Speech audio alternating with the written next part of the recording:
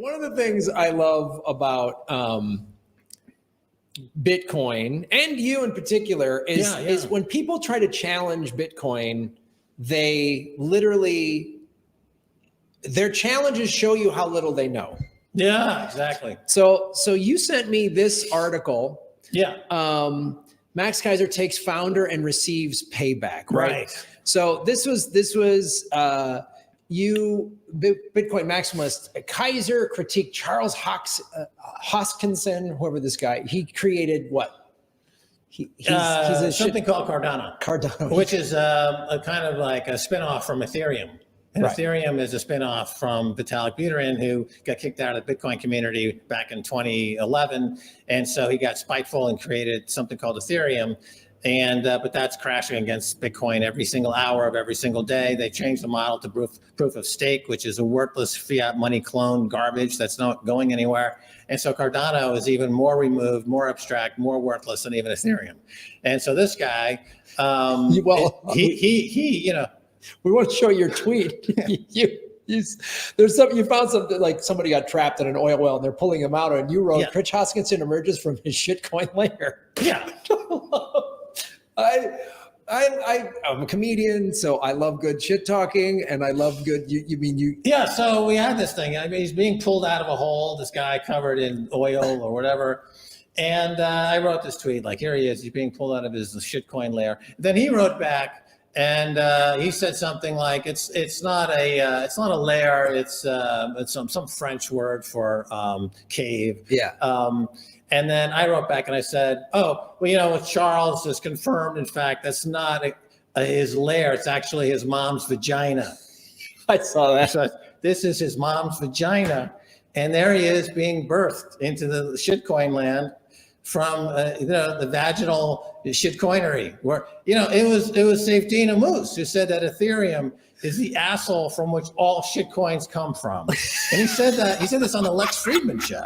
Lex Fridman is autistic, I guess you could say, and to the point of being almost completely he's articulate to the point of being inarticulate, right? Mm-hmm. He's smart by half. Like he tends to wrap his phrases in ways that end up not making much sense. But nevertheless, so he's trying to grok Bitcoin with, of course, the author of the Bitcoin Standard, Safdina Moose, and Safdina came up with this idea that Ethereum came from the asshole. So Cardano would be a hemorrhoid on the asshole that produces Ethereum, right? So you've got all these hemorrhoids on the asshole of Ethereum, which are all these proof of stake coins, like XRP or Ripple. This is another hemorrhoid on the asshole of shitcoinery. You've got the standard list of these ridiculous coins that all have an initial pop, and then they go all trade to zero against Bitcoin. They're all going to zero against Bitcoin. That's something a Bitcoin Maxi told me to look for. He goes, here's how you can tell how most of these coins are scammed. They had one pump. Right.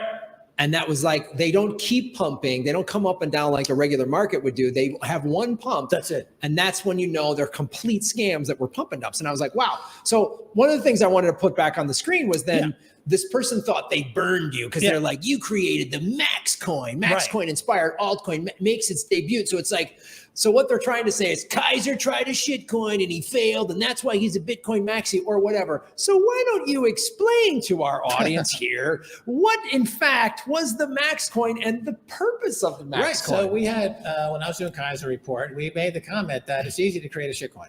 Anyone can create a shitcoin. You can do it in 5 minutes. So we got contacted by these two students at Bristol University in the UK, one of which was a guy named Crypto Cobain, who now goes by the handle Kobe, who's a famous shitcoiner, and this other guy who I'll think of his name in a second. So they come on and they create this shitcoin live on air. It's like, this is how you do it. And they do it. And so they call it, Max, right? Because it's on my show. Sure. And so this is my involvement in this project, is that we demonstrated how easy it is to create a shitcoin. So now, here we are 12 years later, and people are still like whinging about this and trying to, concoct some conspiracy theory about it. It's like, this is a shitcoin. It was an original issue shitcoin. It's a proof you can create a shitcoin. The guy who created it is a notorious shitcoiner who lives in the world of shitcoinery. And so that's not, you're just proving the point that this is all shitcoinery and this is just another shitcoin. This is the thing I love. And this is where the internet gets dumb. Yeah. Is then it's so easy to go, someone will say, oh, Max Kaiser had his own coin. Yeah. You can just go online really quickly. In about 7 minutes, I can go, oh, yeah, he did it on his show and explains everything you just said. But most people just go, oh, he's full of it. We caught him. And it's like, no, you did not.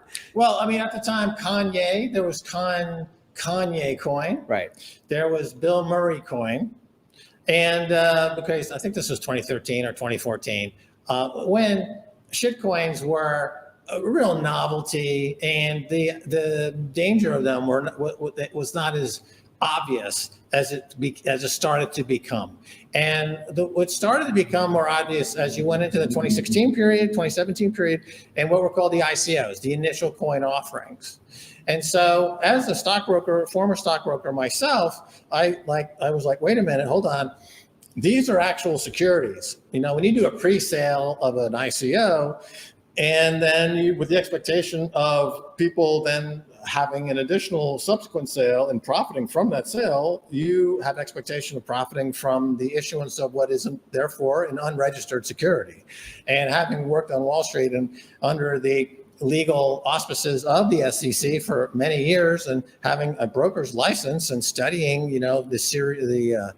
the Securities Act of 33 and 34, and looking at case studies of what happens to people who go against the SEC. The SEC never loses. They have all the time in the world. They have all the money in the world. And anyway, so this is when I started to sound the alarm on shitcoins and became more of a maximalist, because it's like, okay, it was a fun dish. It was a fun time initially, but now it's, this is going to come back to bite everybody in the ass, because these are unregistered securities, and I know the SEC well enough. And I was at an event called Satoshi Roundtable at the time, which was in Cancun, Mexico.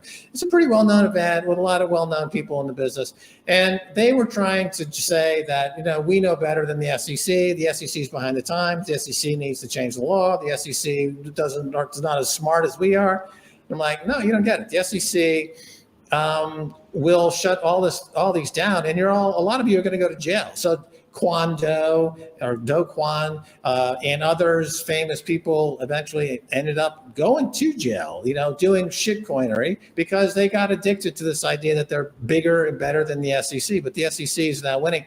And I'll say with XRP Ripple, this is another project that's going to end up going to zero, because the SEC doesn't want it to exist. And you read the trolls on Twitter about, oh no, we have all these lawyers and we're taking the SEC to court, and they have all these arguments, but they don't get it. The SEC doesn't follow the law. They're not in there to adjudicate what's right and what's wrong. They're there to protect the cartel of Wall Street. And the cartel of Wall Street, they cannot stop Bitcoin. Gary Gensler has said as much. It's unstoppable. It's they would love to stop it if they could, but they can't, because it's perfectly decentralized in a way that nobody can attack. Whereas Ripple is not. Ripple is highly attackable, right? And they're attacking it, and they will continue to attack it until it goes away, because that's their agenda and that's their objective. And it's not going to work. And you see it in the price action. The price action is terrible. All these shitcoins go to zero against Bitcoin. Eventually, as you say, they get a pop.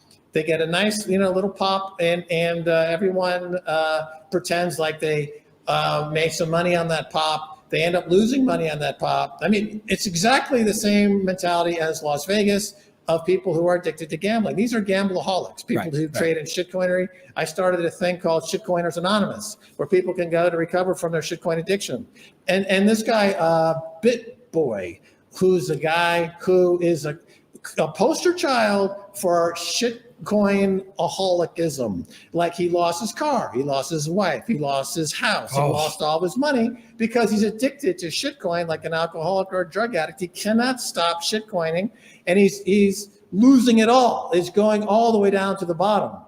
And he should go to Shitcoins Anonymous and beg forgiveness from Satoshi and accept Satoshi as his like God or something, to get himself out of this mentality of shitcoining, and everybody in that space is essentially like a gambler in Las Vegas. And the way that gambling works in Las Vegas is that the emotional high from losing is a bigger dopamine kick than winning. Oh yeah. They're addicts. People are addicted to losing. The addicts want to go belly up. They Right. want to lose it all and be sitting in the casino going, "Oh God, I lost it all." Yeah, because it's, I'm a victim. Yep. Feel sorry for me. And also the emotional buzz from losing. Again, the dopamine, the stress, the high, whatever, comes from losing. It doesn't come from winning. Most people who trade in the stock market have a similar phenomenon. If you trade in the stock market, if your stock's up, you feel like, okay, good, I bought it to go up. It's up. I'm happy. If it's down, you're like, oh no, what do I do? I'm panicking. You get all emotionally fritzed out, and you end up selling. It's your emotions are what kill you in all of these situations that involve risk taking, like in the stock market. It's a chaos addiction. And the other thing too, I found this out. This is why I love Bitcoin Maxis. There's a Bitcoin meetup I started going to in Los Angeles, and I was talking to this woman there who helped organize it, and she was like, "Graham, I worked for a company that she goes, I knew all these like BitBoy crypto were scam artists because I saw their rate card." She worked for some influencer or social media marketing company or something like that. What the rates were, these guys were getting paid, some cases 30, 40, 50, $100,000 to do an ad read for these shit coins. Mm-hmm. And you're sitting there and you're watching, and I'm like, I remember that, I'm fairly new into the crypto space. I came in about 2019 and made the mistake of thinking crypto and Bitcoin were the same. And I'd watch some of these shows. And then you were one of the people that really helped me become a Bitcoin maxi. But I remember watching when I first was new, it was like, I don't know. And like, oh, this BitBoy crypto, he seems like he knows what he's talking about. And he's like, oh, there's this big project, XRP. And you're, oh, cool. I found out, 3-4 months ago that they paid him. He was doing a goddamn ad read. So it's all a scam. I was like, totally. You guys are just like the banks. You're just like some celebrity going, what's on your wallet? They recreated the whole fiat money nightmare. Yeah. With shitcoins. And also the thing about it is that they refuse to believe that these are unregistered securities, and it's illegal to promote unregistered securities. It's illegal to sell unregistered securities, but it's equally illegal to promote unregistered securities. So what BitBoy is doing is illegal under the SEC. That's why I believe he's got a lawsuit hanging over his head from some regulator because he's engaging in illegal activities. And he has something he says an astronomical monthly legal bill, which isn't going to get any better. And this is really the lesson that people learn over and over and over again. There's the wisdom is never passed on from one group to the next. Every single new group that comes along has to learn the exact same lessons all over again. All the way going back to Charles Ponzi to the present day, every 5 or 6 years, there's a new group of suckers that get mowed down by the pros in some speculative market. And you see it in the stock market, of course, over and over again. You see the penny stock market. You see in the Canadian mining, Canadian miners, gold and silver miners are notorious for starting companies based on two guys standing around a hole in the ground saying they just discovered 1 million ounces of silver. And then they go public and they cash out and then they're gone and you never hear from them again. That goes on over and over and over again. So it's exactly the same thing with shitcoins. It's just like this is what we do at the Bitcoin office is to stop big shitcoiners from coming into El Salvador, because what they do is they end up taking a photo with somebody in the government. It could be like a guy whose job it is to wash the mining equipment or something for the government, anybody, but they have like a government seal on their uniform. They could be like the trash collector in San Benito, but they're government employees maybe, and they have like a seal of the government. So some shitcoiner stands with them and says, the government loves this shitcoin. And there's a guy smiling with a broom, that guy who's making all the noise. You could be just smiling and just like, ha, ha, ha, ha. And so they put that on the internet, and then suddenly something that's worth nothing, it's worth 0.0000001 is now worth 0.0001. The people dump it, cash out, and then they just go to the next ridiculous shit. You really see the scam of it. You really see the if I just mine my own coin or whatever, and I've got 10 million of these things. Yeah. and I just do what you do. I take a picture with somebody or whatever, or like, hey, I got married a stripper in Vegas. I made the Graham Elwood strip poker coin, and it just goes up 0.1% or whatever. Now, or it goes to a penny or whatever. Right. Now I have millions of dollars. Right. I cash out. So I move on. Same thing with ICOs. ICOs sold to in the pre-market of their ICOs for millions, $500 million, or like EOS. EOS was one that's pre-sold, excuse me, in the billions, and then they skipped down, and it was just a total fraud. And but there's a guy named Dan Larimer. So, give me a little history of the shitcoin business. He's launched, I think, no less than 3. He's like the master of the shitcoinery, going back really 10, 11 years. He's one of the kings of shitcoinery. He's played it smart though, because no one really knows his name that much, but he's done several big time pump and dumps shitcoin. But anyway, so with El Salvador, because it's so famous now as Bitcoin country, people also engage in what's called orange washing. So you go to a site that'll say, we love Bitcoin, we're Bitcoiners.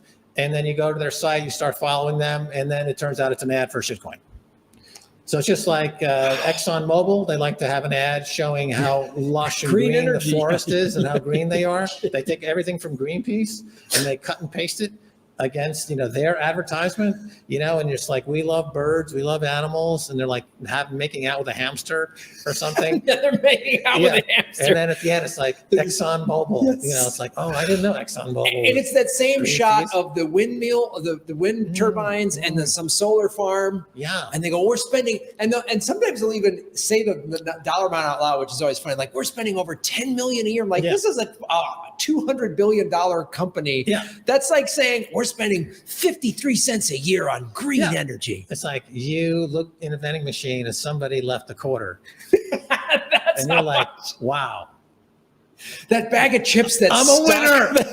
Big winner. Yeah. So to people watching the show, and if you're new, well, if you're an experienced Bitcoiner, make sure you have your friends come watch shows like this we want to get you out of the shitcoin nightmare. We want to get you out of the I've fallen for it, and a lot of new people fell for it. Shitcoiners Anonymous meeting. I went to a Shitcoiners Anonymous meeting. I made my step 9 to Litecoin. So that's called greenwashing. Right. Right. And then you have blue washing, which is the United Nations. So the United Nations will show up and they'll be peacekeepers, but they have a lot of weapons and they shoot people. Yeah. But that's blue washing.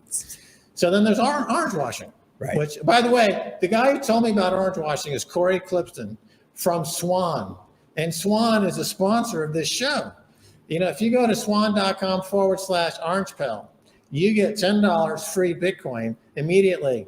If you register with Swan. And why not register with Swan? They're the greatest Bitcoin company, only company in the world is Swan Bitcoin.